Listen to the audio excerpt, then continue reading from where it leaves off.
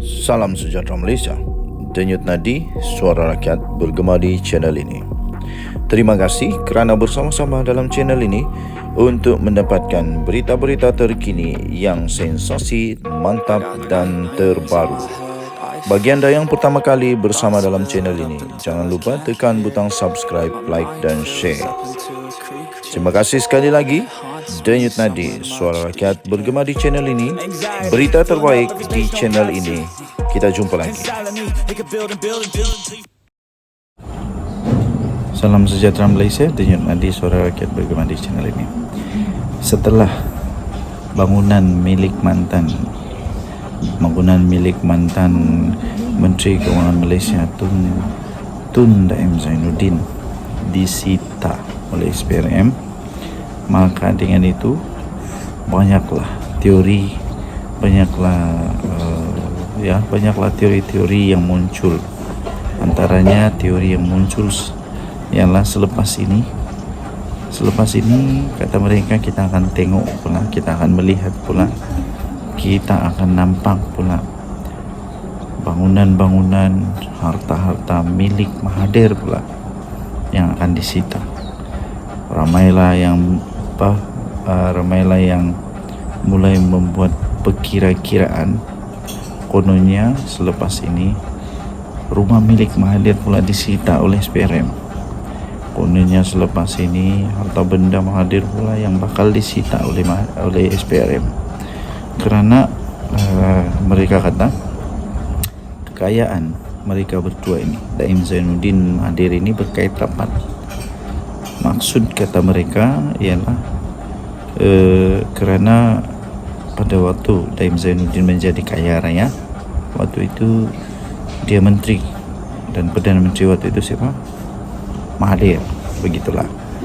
Jadi mereka pun mengaitkanlah kekayaan Zainuddin dengan kekayaan Mahathir itu ada kaitan.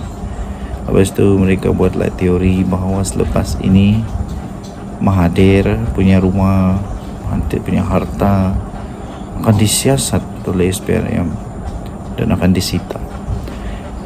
Tapi sebenarnya pada pendapat saya, SPRM tidak akan sita dengan begitu mudah harta benda pemilikan sesiapa pun di dunia ini, di Malaysia ini secara khususnya, tanpa sebarang kes. Sitaan ini dibuat kerana sitaan untuk harta Daim Zainuddin dibuat kerana untuk penyiasatan SPRM. Dan pada masa yang sama, ketika SPRM minta supaya Daim Zainuddin mengisytiharkan harta dia tidak mau. Sebab itu harta dia disita. Jadi kalau Mahathir memberikan kerjasama kepada SPRM, saya pikir SPRM tidak akan sita. SPRM tidak akan sita, tidak akan ambil apa-apa tindakan.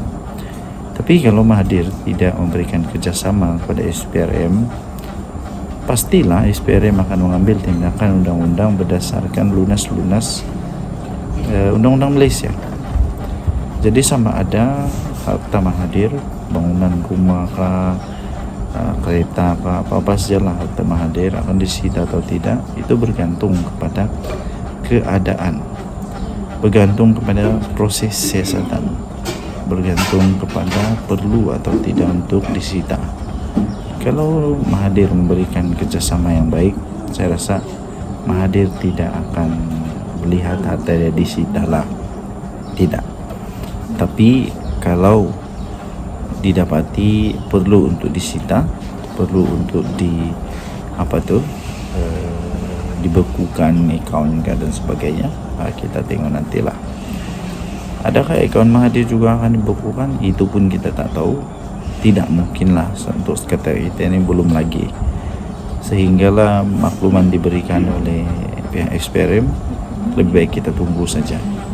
Jadi kepada anda semua yang menantikan keputusan sama ada betulkah Mahathir punya harta disita dan sebagainya, setakat ini belum ada. Setakat ini belum ada, tiada, dan belum ada kemungkinan. Kita tunggu dari SPRM. Denyut nadi suara rakyat bergema di channel ini.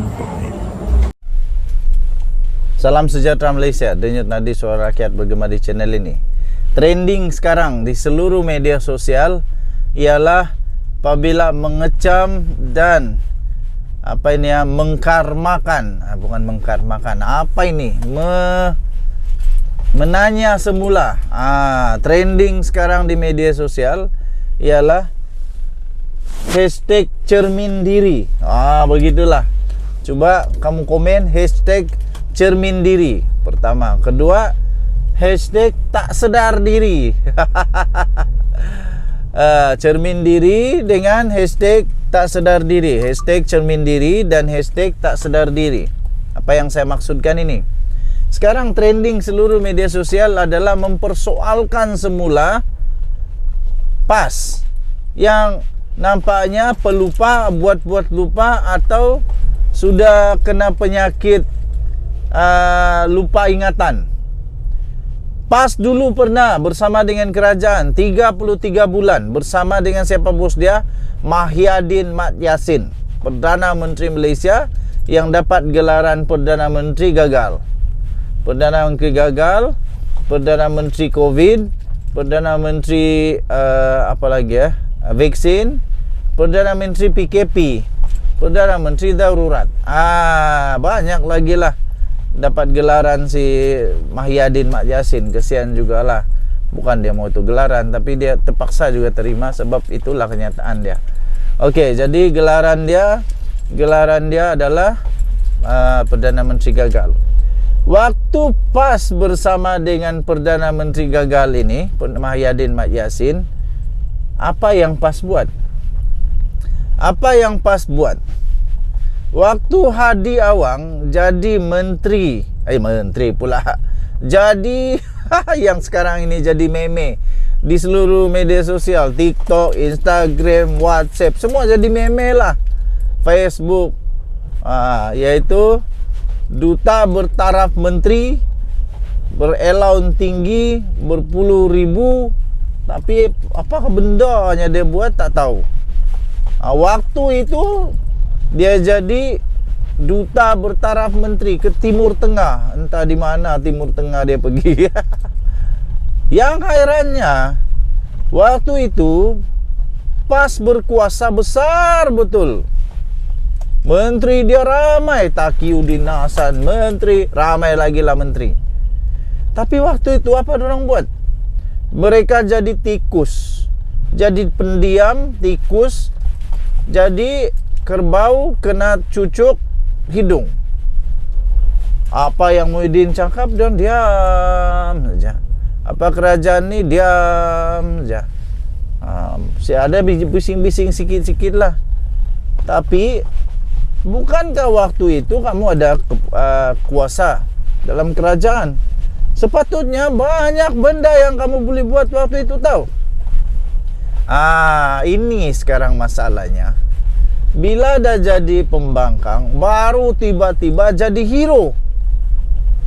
Semua benda yang dia tak sempat buat, yang dia tak buat, yang dia tak mahu buat, yang dia lupa buat, yang dia pura-pura tak mau buat,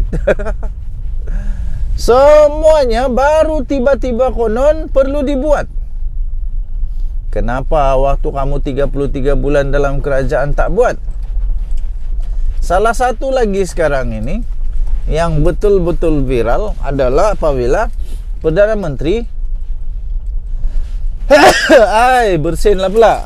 Ini mesti ada orang pembenci endalah. Mesti ada orang bagi aku berkat. Terima kasih, puji Tuhan. Waktu 33 bulan itu kenapa tak buat apa-apa? Ada satu yang video viral sekarang ini. Kamu boleh tengok di video di channel saya juga, ada saya post sudah. Viral di mana Datuk Seri Anwar Ibrahim balun kau Taqiyuddin Hasan. Taqiyuddin Hasan kena balun kau. Bila Taqiyuddin Hasan cuba untuk malukan Anwar Ibrahim, dia sendiri kena. Parti PAS ini tak konsisten. Dia mau orang lain buat, tapi dia tak buat. Dia kadang-kadang dia buat, kadang-kadang dia tak buat. Macam memboikot jugalah. Banyak benda dia boikot, tapi bila perkara yang ada kepentingan untuk dia tak berani boikot. Akhirnya dia bagi dalil dia bagi dalil kenapa dia tak boleh boikot. Jadi tak konsisten. Sampai Datuk Seri Anwar Ibrahim, Perdana Menteri Malaysia, kata kalau pihak kalau PAS konsisten, kalau Perikatan Nasional konsisten, dia hormati. Tapi ini masalah dia tak konsisten dan tak buat pun. Lepas tu paksa pula kerajaan PHBN sekarang buat. Tapi waktu kamu tak buat pun, banyaklah benda yang dia cadangkan supaya PHBN buat. Tapi waktu dia jadi kerajaan dulu, sebiji haram pun dia tak buat. Cakap saja, mau lolong sana, mau lolong sini, bising sana, bising sini. Tapi rupa-rupanya dia sendiri tak buat apa pun. Sebiji pun dia tak buat. Dia bising saja. Dia mau jadi hero. Lepas itu ahli-ahli partinya pula yakin sangat bahawa mereka ni hero. Yakin sangat mereka ni hero. Berani kata, berani komen-komen, berani teriak-teriak, berani kecam-kecam, berani konon mempertahankan, berani macam-macam lah dia berani di parlimen. Semua ahli-ahli dia, hebatnya kami punya MP. Tapi dia orang lupa, waktu dulu, waktu jadi kerajaan, kenapa anda jadi macam begitu? Kenapa tidak mempertahankan? Salah satu contoh yang paling dekat ni lah Palestin